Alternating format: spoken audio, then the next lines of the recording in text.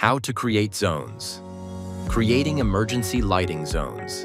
Step 1. Start the Sagio app and click the More page. Step 2.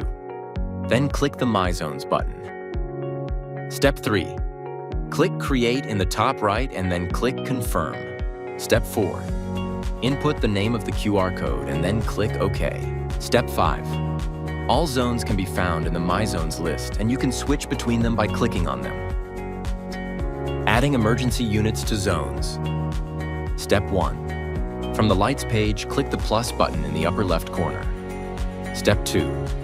The app will scan for emergency devices that can be added to the zone. Step 3. Select the emergency device you want to add by pressing the check mark located in the lower right corner of desired unit icons.